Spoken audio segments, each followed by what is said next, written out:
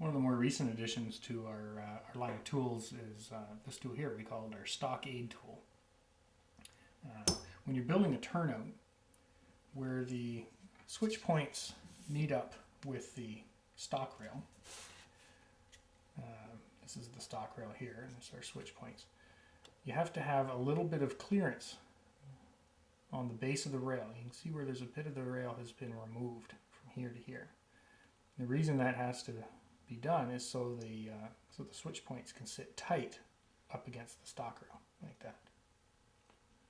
And there's several ways that you can do that step.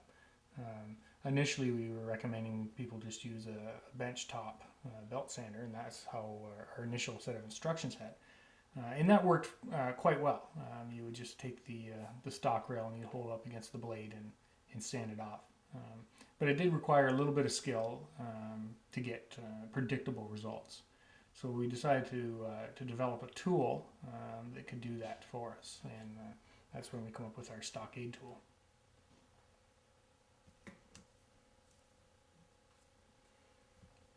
StockAid tool, it looks a lot like the point form tool. In fact, we tried to maintain the same dimensions and the same look. It's a blackened tool with the label. And there's a big slash missing out of the tool here. And what that's for is a piece of rail is put into the tool, also very similar to a point form tool, in that the rail hangs upside down in the tool in a groove.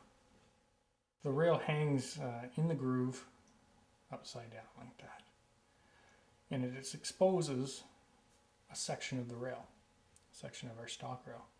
And the way the tool is designed is just the base of the rail is protruding up past this face. The head of the rail is actually underneath this face.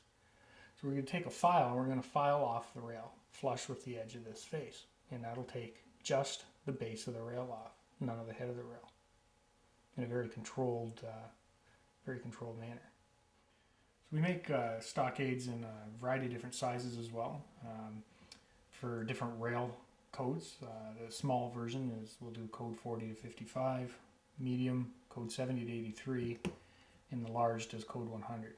You might notice these are a little bit different than the way the point forms are numbered. The point forms, you can do 70, 83, and 100 in the same tool. But because of the way the tool works, where we're just trying to knock the base of the rail off, we couldn't get code 100 in with this tool. So we had to have a separate tool for code 100. These were designed specifically for microengineering rail. If you want to use other makes of rail, it's best to just ask us to see if the other makes will fit. We have samples of most rail here on hand. We can just do a quick test, make sure it's going to work in the tool and work properly. And one more thing, these aren't turnout specific. These are just rail specific. So this will do code 7083 rail for any number of turnouts. So number 4, number 5, number 6, all the way up to a number 12 turnout. Slip switches, Ys, 3-ways, it'll do everything. So this tool, you really need just one for all your track work, one per size of rail.